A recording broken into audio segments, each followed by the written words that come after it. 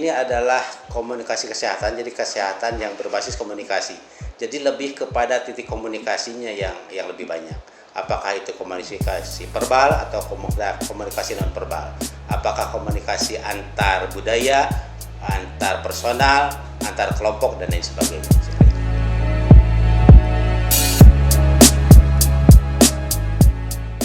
Keistimewaan yang utama yang jelas buku dengan topik seperti ini itu masih jarang. Keistimewaan lainnya bahwa khalayak-khalayak yang di bidang kesehatan itu cukup banyak. Untuk khalayak-khalayak yang untuk mencari bahwa komunikasi yang baik di bidang kesehatan itu cukup mumpuni. Belum lagi buku ini bisa dipakai oleh kalangan kesehatan, oleh mahasiswa-mahasiswa jurusan kedokteran, oleh mahasiswa jurusan komunikasi, termasuk juga para praktisi, para teoritisi, dan akademisi. Gitu.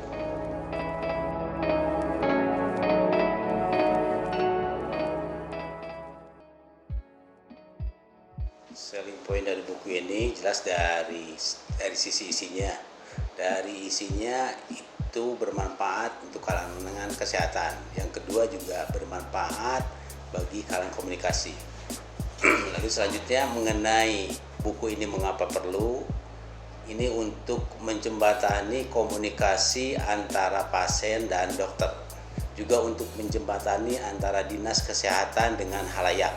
Itu yang paling utama, karena dengan komunikasi yang baik, dengan komunikasi yang rileks, itu secara psikologis akan cepat menyembuhkan si pasien. Oleh karena itu buku ini bisa menjadi hubungan yang baik, hubungan yang harmonis antara pasien dan dokter, antara dinas kesehatan dengan khalayak atau publik dan lain sebagainya.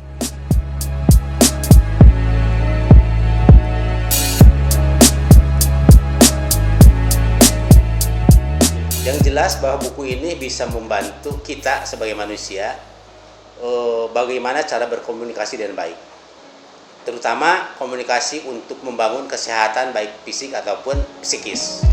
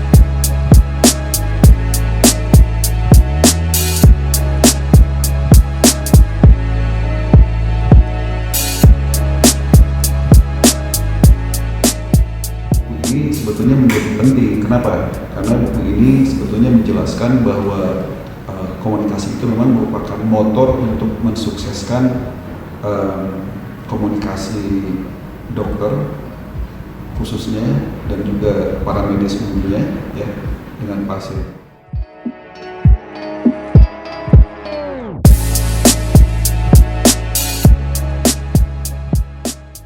Jadi buku ini ditulis dengan tujuan untuk meningkatkan pengetahuan, pemahaman, dan keterampilan khususnya dokter sendiri untuk berkomunikasi lebih baik lagi dengan pasien. Tentu bukan hanya dokter, tapi juga semua orang yang terlibat dalam pengobatan terhadap pasien.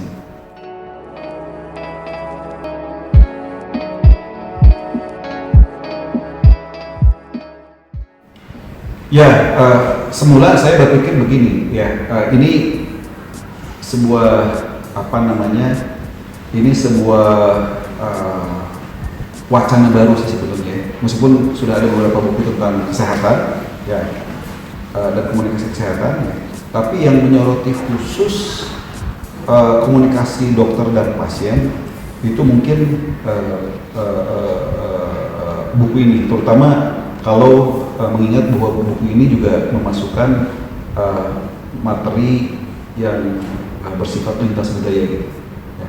Jadi ternyata komunikasi kesehatan dan komunikasi terapeutik itu tidak sederhana, karena bagaimana penyakit didefinisikan, ya, bagaimana sebab-sebab penyakit, dan bagaimana cara mengobati penyakit, dan bagaimana cara membicarakan penyakit antara dokter dengan pasien, ya, itu ternyata kompleks gitu, ya, dan sedikit banyak terikat atau dipengaruhi oleh budaya.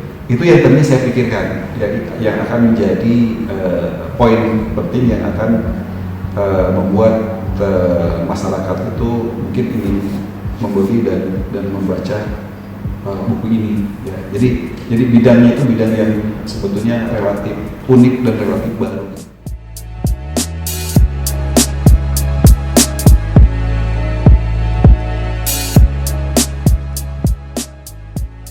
Buku ini dipersiapkan selama 10 tahun, ya. Ditulis di beberapa negara, tadi saya bilang 5-6 negara, ya.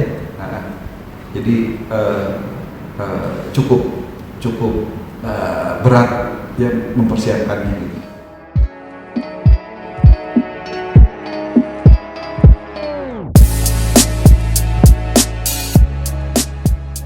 Kesulitannya adalah bagaimana merangkum, ya, mengumpulkan, mengolah, memilah-milah, kemudian menyusun dari bab pertama sampai bab terakhir, ya. Dan tentu setiap bab itu juga harus disusun sedemikian rupa, ya, mana yang harus didahulukan, mana yang ditaruh di tengah-tengah, dan mana yang harus dibelakangkan gitu, ya. Jadi itu membutuhkan memang kreativitas tersendiri.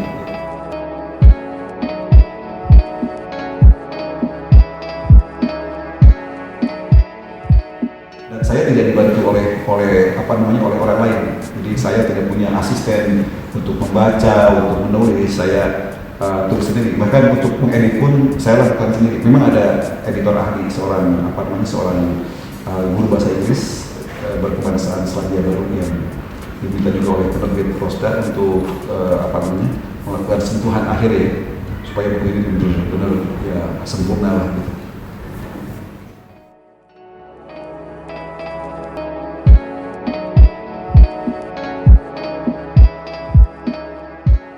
Tentu saja saya berharap bahwa sebagai penulis, ya, buku ini akan